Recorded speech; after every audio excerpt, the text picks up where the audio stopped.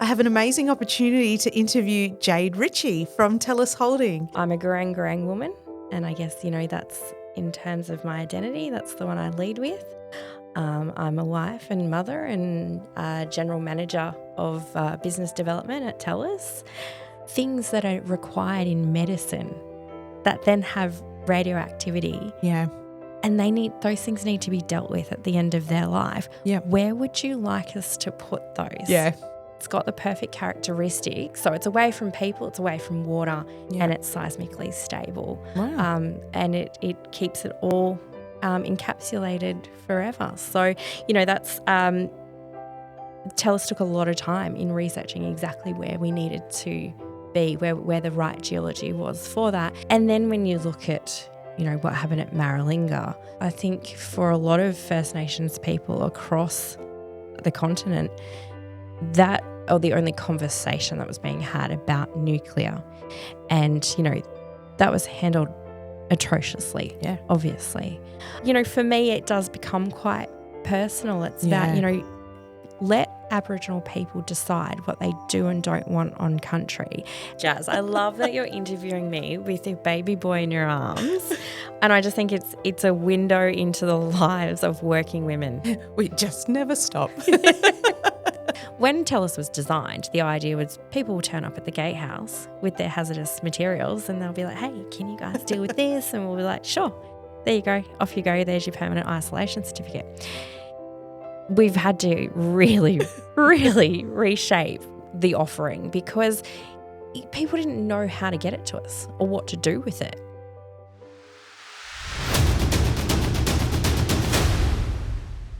Hi and welcome to the Gold Room podcast. My name is Jas Diab. I have stolen the keys off Josh again this week because I have an amazing opportunity to interview Jade Ritchie from Tellus Holdings. Jade, I'm so excited to be able to chat to you today. We always start the Gold Room by asking, what is the life and the times of Jade? Well, it's great to be here, Jas. Thank you for having me. It's lovely to be in Perth, actually, and not just because I'm avoiding a cyclone at home by being here. Now, the life and times of Jade Ritchie. Let's start at the beginning. I'm a Gooreng Gooreng woman, and I guess, that's in terms of my identity, that's the one I lead with. I'm a wife and mother and general manager of business development at Tellus. I'm also a fur mummy, so I have a pug, and he is the love of my life at the moment. And I guess look, I wasn't born into this sector. I don't come from privilege. I come from a pretty interesting background, if you can say that.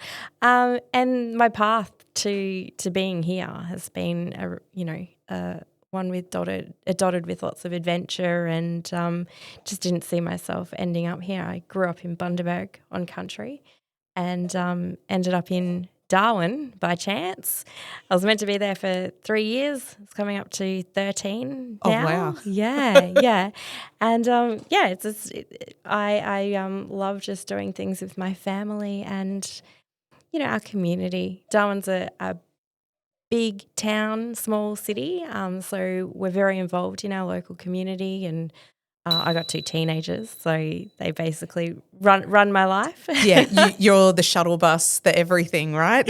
Absolutely. Well, I've got one child starting to drive now, Woohoo! so I'm about to cash in on all those Uber trips. So tell us, what does Tellus do? Yeah, look, it's an interesting thing. We deal with hazardous waste, and what that looks like can be different depending where you are. There's so many different hazardous materials, right? So there's a few sectors that we see hazardous materials come out of more predominantly, like the oil and gas, the resource sector. But also, we deal a lot with end-of-life infrastructure. So, at different points in our history, we've had great ideas, like using chemicals to get rid of pests, or, different chemicals to solve one problem, but those chemicals themselves become the problem in the future. So things like forever chemicals like PFAS, for instance. At one point, it was solving a problem. Now it is the problem. Similarly with Aldrin and Dildren. So we find, when infrastructure is coming to the end of its life and land wants to be reused, repurposed, we find a lot of contamination there. And some of that stuff has to be taken away from people and place. So what Tellus does is we go and work with proponents to identify some of these wastes, or they come to us once it's been identified by their enviros. And we've built and we operate a geological repository, which is the only one in Australia where we can take low-level waste, we can take highly hazardous things like your PFAS and legacy chemicals, hydrocarbons, there's quite a lot of mine waste and those sort of things that go into our geological repository. The reason why we're different and we're able to take those more hazardous things is because we rely on the geology, not on a liner. So your sort of classic landfill will have a liner in it, but that will degrade over time. And with the types of things we put into our cell, we can't take that chance. So we've gone out and sourced, we've gone and found the right geology where we know it will stay forever. So in the case of Sandy Ridge, so our operating facility in WA is called Sandy Ridge, and that's about 250 k's out of Kalgoorlie. The geology there is kaolin clay on top of a bed of granite, and that sits on top of the Yilgarn Craton, which records show that for 80 million years there's been no seismic movement and no underground water. So it really is the safest place to be putting stuff like this. Yeah, wow. So it's a almost naturally born hazardous waste kind of structure. Yeah, look, it's got the perfect characteristics. So it's away from people, it's away from water, and it's seismically stable. Wow. And it keeps it all encapsulated forever. So, that's Tellus took a lot of time in researching exactly where we needed to be, where the right geology was for that. And I guess if you look at it's kind of like the ICU for hazardous materials. So we take the things that are not safe to put anywhere else. These are the sort of things you don't want left on site that can move around with a lot of rainfall, or that can leach over time into waterways, or that's, down the road from your house or the parks that the kids are playing in. So it's a very interesting world to be in. It's not one that I planned to be in. I came across a waste issue. I was working across Arnhem Land in a previous role, came across a waste issue, and someone put us in the room with Tellus. And when I first met the CEO of Tellus, Nate Smith, he explained that to me, what Tellus does, in more of a scientific way. And I guess, but what I was hearing with my lens of the world was, oh, you're caring for country and you're healing country, you're cleaning up country. And after a lot of work and a lot of educating each other on what was important to both of us, I went, actually, we're very aligned here.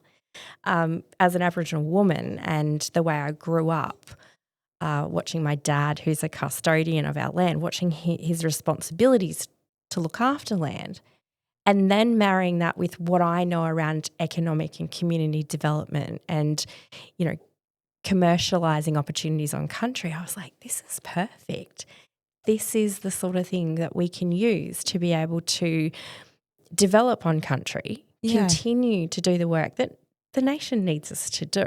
Yeah. There'll be hazardous waste everywhere, right? Absolutely. But there's a way we can do it safely and sort of safeguard it for generations to come, which also really aligns with my cultural obligations. We're always thinking generations ahead.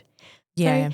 So, that's how I found myself in waste. Yeah, so that's fascinating because only recently somebody pitched to me that if you care for the environment, if you care for country, you're actually caring for people as well, because looking after the environment is looking after people. And I find that so fascinating that Indigenous Australians, that is the lens that they come to our world with. And I think that's something we need to look at more broadly as Australians all the time, that caring for the environment is caring for people. It absolutely is. Yeah. Yeah. And it does that long term. It doesn't come with a short term Band-Aid fix. It endures. And I find that so heartwarming and fascinating that that's how you got into Tellus. It was actually through that lens altogether. So what is it like being an Indigenous Australian and also a woman working in an industry that is not necessarily full of either Indigenous Australians or women? Yeah, look, it is really interesting. Initially, it felt lonely because I hadn't quite found my networks within this sector. But that's changed. I think there are a number of good bodies there, women in resources and, Indigenous business peaks. There's a number of associations that people can join, to find their community, and not all of them will fit. But for me, it was about putting myself out there. And look, changing careers in my late 30s was scary. I'd worked my way up. I was in the public service for 20 years. So I was very comfortable where I was and knew how all of that worked. So I actually, when I changed careers, even though I was walking into a general manager position, I had to, some of the things I had to start back at the beginning. Yeah. I had to do some of the things that I did at the beginning of my career, which was to join networks, was to put myself out there, to have conversations that were a little bit awkward at first, but then all of a sudden you start to find your people. It was daunting. Yeah. I am sometimes still in rooms that were not built for me. And whilst daunting, it's also powerful. Yeah. To know that I am changing the shape of things just by being in that room. So it's powerful, it's daunting, and I find those things, the combination of those things, really exciting. So I'm always looking at ways that I can bring other women, particularly other Indigenous women, into this space. And I think you find out who your useful allies are as well. Oh, yeah. So again, like, I work for a company that is constantly looking at ways that we can engage more. We actually have a number of women that work with us in roles that I'd never even heard of. So, my eyes have just been so open to what's possible. I went and spoke at a school recently, a bit of a careers day. And my whole message was, you just don't know what's out there, because I now sit in a role that I didn't think existed. Yeah. So I don't even know that it's not that it's just a gender difference. It's not just that there's gendered roles. It's that some of us don't even know that these roles exist until we walk into the sector. Yeah. So my big advice was, just keep looking and making connections, find out who's around and get them to walk you through what exists in their companies. Because you really don't know until you're out there. Like, I go out on our site and we have Sandy Ridge Labs. So we've got a research and development arm. I had no idea what kind of people and roles you would find in a lab like that. Yeah. It's still so interesting every time I go out there. Yeah, it talks to something that I truly believe in, which is every sector needs diversity. And it's not just talking about gender diversity, it's every form of different ways people think and feel and their backgrounds, because that's truly a superpower that we can harness for change. And it allows us to complex problem solve into the future. So I love that you might be the only one in the room, but hopefully everyone else in that room also feels like the only one of their differentiator to make us true superpower. Yeah, right? yeah, absolutely. Yeah. And look, we've really picked up on that. One of our values, every company has their values, and some companies really wear it on their sleeves, and some it's just literally on a poster on the wall. For us, one of them was, we're all about safety. And when that was initially talked about, of course, my head went to where the safest place to put hazardous materials. But the next line under it says, under safety, says where people are safe to be themselves at work. Oh, I love that. I know, right? Like for me, that just speaks volumes. Yeah. Safety is such a huge thing in our sector, right? Yeah. If we're not operating safely, we don't have a business. And a lot of, us and listeners to this podcast work in areas that people can die if you Yeah. don't do things safely. So safety is always at front of mind. But in that context, I don't know that we always think about that, about the safety of coming to work and being safe to be who you are and bring that lens, as you were saying, that leads to great decision making. That leads to fantastic dynamics in a workplace. Yeah. People have to feel safe, though, to share that lens. Yeah, definitely. If they're not comfortable in their own skin being at work, then they're going to be completely blinkers on, worried about how they look, how they're acting, and not focused on the job necessarily. That's right. And I think, I hear a lot of at women in resources events, we talk a lot about imposter syndrome and glass ceilings and all of that sort of thing. I feel like for me, I'm able to, I guess my balm for that is working for a company that encourages difference, encourages different ways of thinking. It is, like you said, it is the superpower, it's the strength. If we're all going to offer up the same suggestion, it's going to be a boring bloody meeting, isn't it? So boring.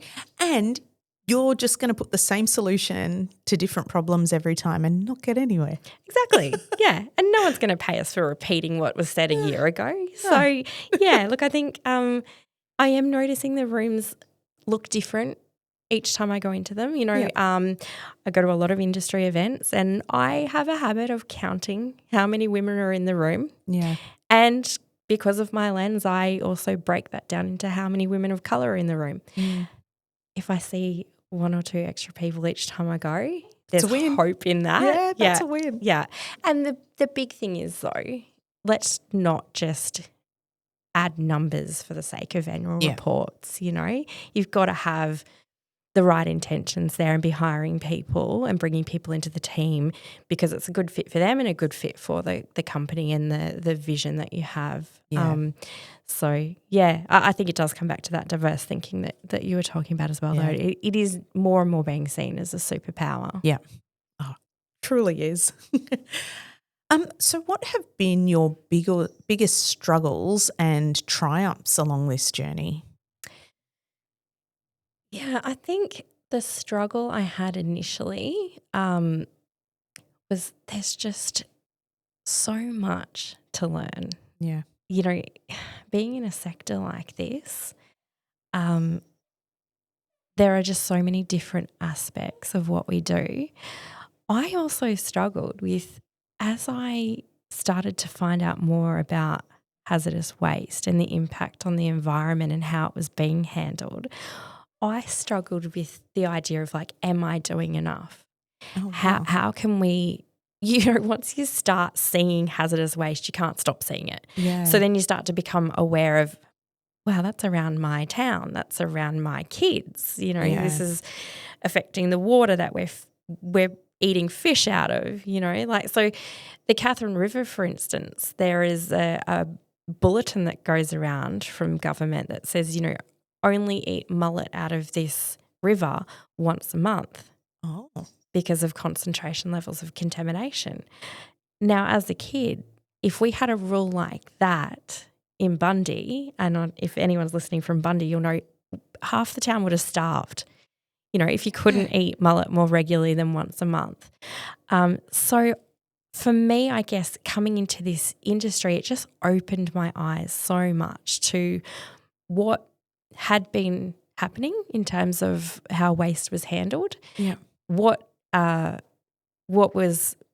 potential there was now that Australia's got a facility like Sandy Ridge. There is hope. Yeah. we can get people to handle their waste the right way. But it was just that awareness of, gosh, we've got one chance at this. Legacy waste for me, it's personal. Yeah. There is a lot of legacy waste sitting out there across the Northern Territory. And it's generally near First Nations communities, and people rely on the food and the water that comes out, the water as a main source of life. Yeah. You made the comment before, Jas, about, people are healthy when country's healthy. Yep. When country's sick, people get sick. There is an intrinsic link there. Yeah. I guess I struggled with the enormity of the problem that we were seeking to solve. The triumph, you just flip that. The fact that I'm in a position where I'm contributing to solving that problem, that feels amazing. Yeah, I bet. That's it's there's a real sweet spot here for me where it's looking after the country for future generations, which is my, you talk about birthrights. This is a birth obligation. Yeah. This is something I have to do. Yeah. And I've found a way to do it in a contemporary context. And we're enabling future growth. Yeah. Even, when we talk about moving into renewables or we talk about different transitions that are required, there's always going to be waste created. Oh, yeah. And we've just got to handle it sensibly. Yeah. So I think there is, for me to have landed in a position where I can contribute to all of those things that mean something to me, that feels like triumph. That's pretty huge. Yeah. Being able to manage hazardous waste that we will have no matter what we do as a country, there will be hazardous waste because of the kind of lifestyle we live. That's pretty amazing to be able to manage it responsibly. And I guess the other thing I really get a kick still after all these years, I get a kick out of putting on some PPE, putting my boots on and going off to work and showing my kids, like one day I can be out on site in my work boots, another day I can be in an evening gown doing a keynote speech at a conference dinner. That's pretty amazing. I love that. I love the variety, but I also love the message that sends to my kids and others that get up and be whatever you want to be on any given day. Yeah, that's phenomenal. Okay, so I'm going to take this to a little nerdy direction for a little bit because I am a massive nuclear nerd, and any opportunity I have to talk a little bit about nuclear, I'll give it a go. But I have recently become more fascinated by understanding more about our first scientists because their stories on how they've come to scientific discovery are often really interesting and have taught us things that in Western culture it's taken us a long time to come to that realisation. And one of the things I've been fascinated about is First Nations connection to uranium. They knew that there was something different about the earth underneath them where there are uranium deposits. And so what is your experience talking about nuclear science in Indigenous communities that already have an understanding roughly about what nuclear is, but from a First Nations lens? Yeah, look, it's a really interesting conversation and it's a discussion that I'd like to see happen more and more. I actually spoke at an event full of scientists last year, and my clear message was that we need to be very transparent. There needs to be an ongoing dialogue about this because, you're right in, yes, there's absolutely stories that have been passed on from generations that talk about uranium deposits, but as a metaphor, with a metaphor. So definitely there was an awareness. It was often described as, no-go zones and people get sick and, so it definitely had negative connotations. Yeah. And then when you look at, what happened at Maralinga, I think and not just the people there of that area, I think for a lot of First Nations people across the continent, that was the first and only experience they've had or the only conversation that was being had about nuclear. And, that was handled atrociously, obviously. So there is real trauma around that. So for some people it's just distrust and for others it's trauma. And so I feel like when we're starting our conversations about this, that needs to be acknowledged. Yeah. We cannot build off of, we can't have a sensible conversation when we haven't addressed where people are starting off from. So I feel like Maralinga just, it put this band of secrecy around nuclear, and there was displacement. There was a whole lot of politics that happened before and after as well, that when it's all wrapped in together, it just, people just don't want to go near nuclear, even in a discussion. So for me, I just feel like, Indigenous communities are certainly not anti-science. We were the first scientists. Yeah. And we need to get to a point where we acknowledge the trauma, we acknowledge some of the wrongdoings and some of the misconceptions, and we start just talking about scientific fact and actually have what I've seen is that when we start talking science, we actually, the conversation gets really sophisticated. Yeah. I'll give you a quick example. In meeting with traditional owners of an area where we're doing another project, we came in and talked about, basically the model of Tellus and what our geological repositories look like, and the fact that they need to be seismically stable and away from people and away from groundwater. What took place in 3 different languages was probably the most impressive scientific conversation I've ever had. People were writing on butcher's paper on walls. There was people translating. There was maps. There was we had our radiation specialist as well as our chem specialist and our whole executive team. And it was just this meeting of minds all about how to solve the national crisis that is hazardous waste management. Yeah. So the conversation was sophisticated, it was informed, and there was so much buy-in. And that's what happens when you come to the table with honesty and truth and people who understand country. Yeah. So geologists, the scientists we work with and the custodians of that land who have been doing this data gathering for generations, when you get people like that all in the room together, that's amazing.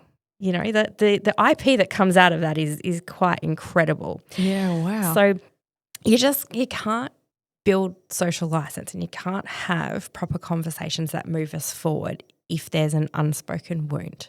Yeah. When you cover that off, when you talk about what really happened and put that, I guess, at the center of your conversation, we acknowledge that things were done incorrectly and they were so terribly damaging. And the learnings from that should now not be not spoken about, but should be at the forefront of thinking so it doesn't happen again. Yeah, I love that because I engage communities around nuclear science all the time. And if I have colleagues that aren't Australian in the room, I have to often educate them that we're a country that was used as an atomic weapons test site for a long time, and that hurts us. That's a lot of Aussies only think of nuclear being nuclear weapons, and that is something we have to address, and we have to talk about that. And when we talk about other peaceful uses of nuclear, saying this isn't nuclear weapons, and we acknowledge that is bad and that has damaged our environment and that did displace communities, some that have still not been able to return. But this is what we're talking about now, and I love that you were able to get a group of amazing minds together to talk transparently around the science, around the technology, and understand how to move forward from that. Yeah, I think that's powerful. And I think it is the broader conversation that needs to happen for everyone in the nation. So absolutely love that First Nations people are already sort of engaging in those conversations, and it's generally coming about because we're talking about land usage and access. Yeah. But it's a conversation that Australia needs to have, and we all need to get up to speed on, not everyone's going to be a nuclear scientist, but we actually need to understand what we're talking about when we say nuclear. Yeah. So at times, Tellus is described as this nuclear waste dump, which it absolutely isn't. And when you say to people, do you realise that there are things that are required in medicine that then have radioactivity and those things need to be dealt with at the end of their life. Yeah. Where would you like us to put those? Yeah. In your local hospital basement forever? Well, That's where it currently is.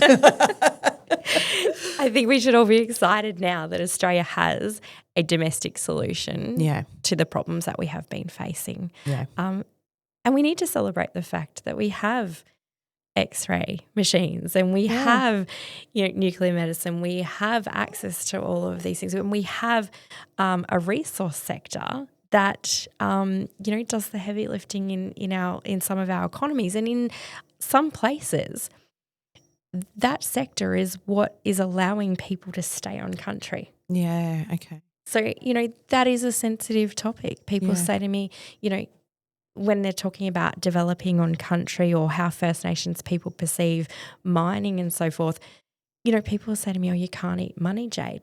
Well, you also can't eat without it. Yeah. And out of the two of us, I might be the only one who's tried that. So, for me, it does become quite personal. It's about, let Aboriginal people decide what they do and don't want on country. And often we find we've got these well-meaning but agendaed allies that show up and want to talk about what is or isn't okay on our country. And for us, I feel,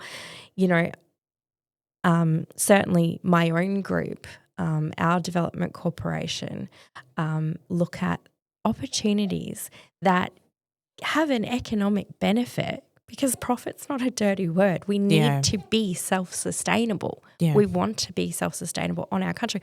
We have this valuable land. We want to be able to make good on what's happening on that land. That's not something that I think anyone should move away from, but there are ways to do it safely and sustainably and safeguard it for future generations.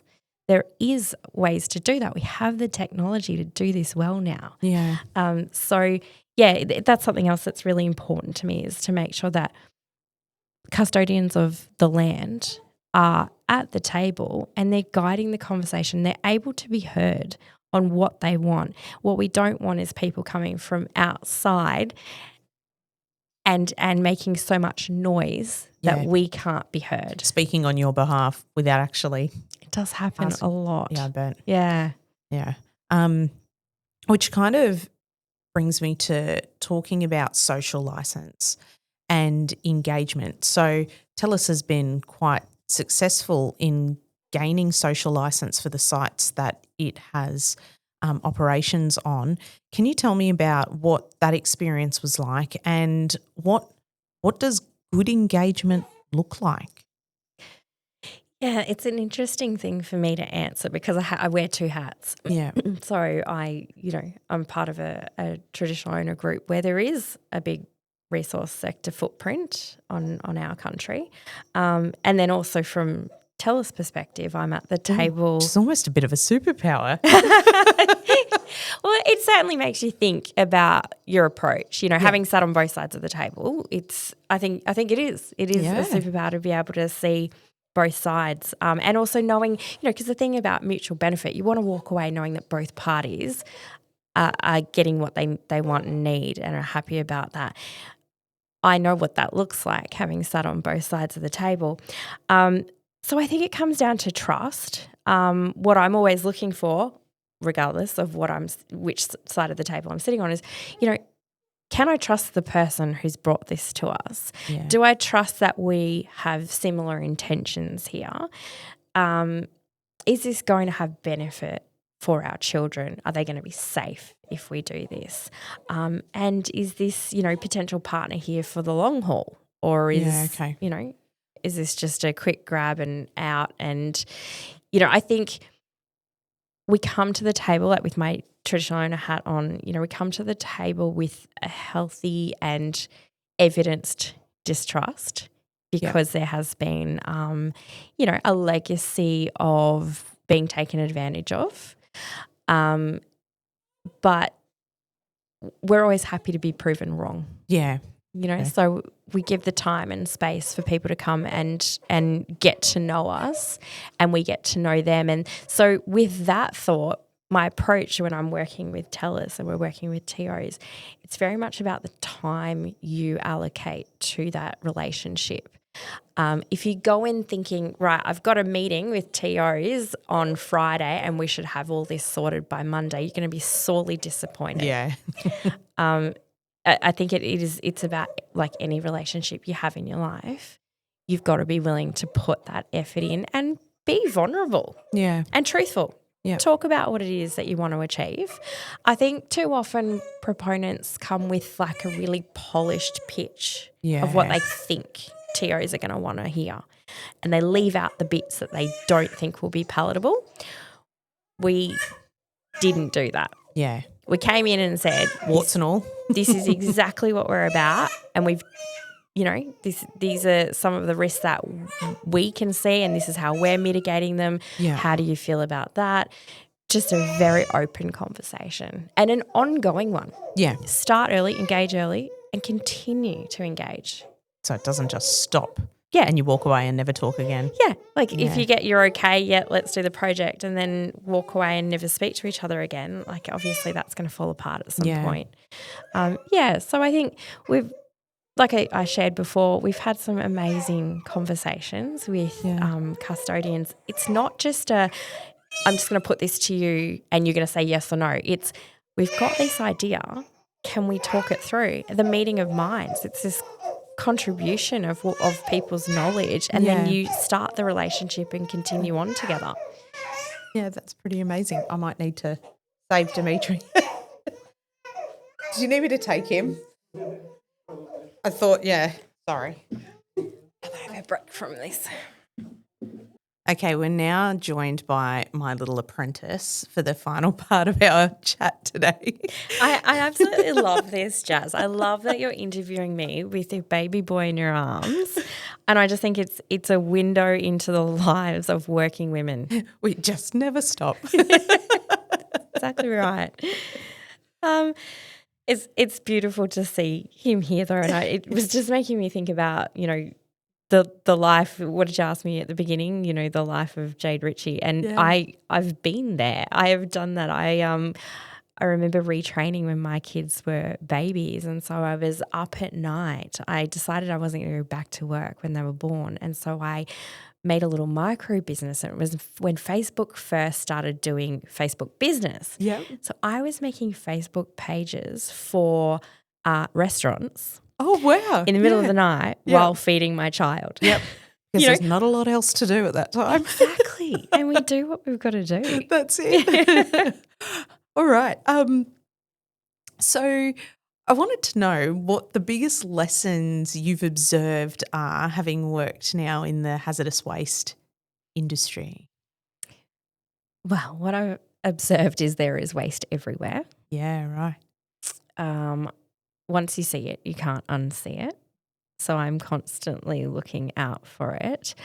I get very excited when proponents have great hazardous waste management plans, or I see them being really proactive or, doing best practice around that.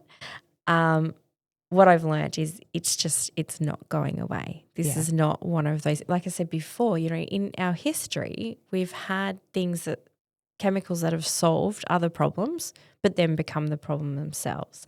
Yeah. So as we evolve and innovate and move into different areas, we will still create waste. And how we handle it is what we'll be judged on. And how we handle it will be what our kids and our grandkids inherit.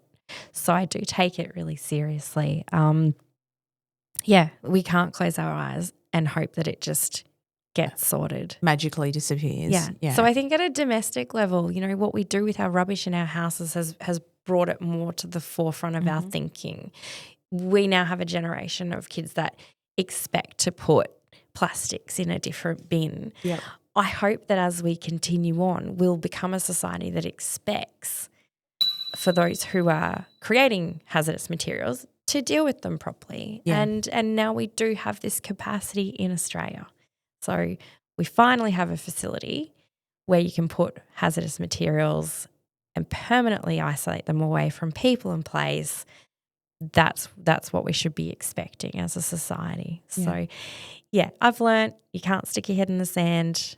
You have to run at it, deal with it, and safeguard the future. Yeah. Yeah, you got to address the tough problem. Actually try to solve it, not kick the can down the road, as they say. Yeah, and look, no one wants to use their budget on dealing with this. I get that. Yeah. Hazardous waste is one of those things that you just don't want to have to deal with, but it exists. So the more we plan for it, and this is what we've had to sort of change our business structure as well and really come in at the front end.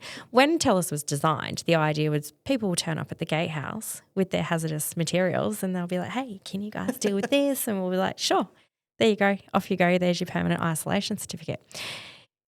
We've had to really, really reshape the offering because people didn't know how to get it to us or what to do with it. Yeah, right. Or even, had an awareness that there were hazardous things on their site. What do we do now? So we went back and we expanded the business and covered off, we've got project planning teams that will literally scope out the whole thing.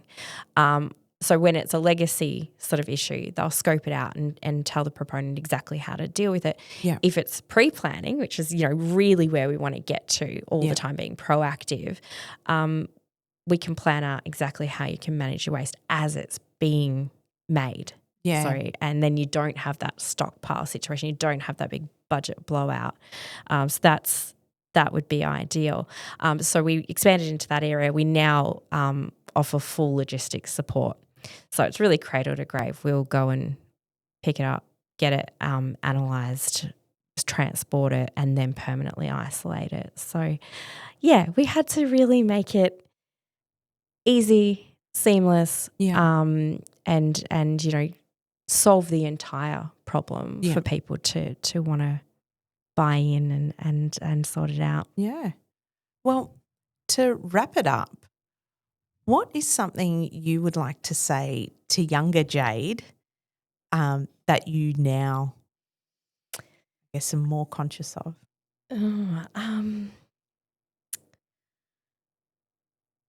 I think one of the main things is, we've really talked about this superpower today about, coming at things from a different lens, and that difference is a power. It is a strength.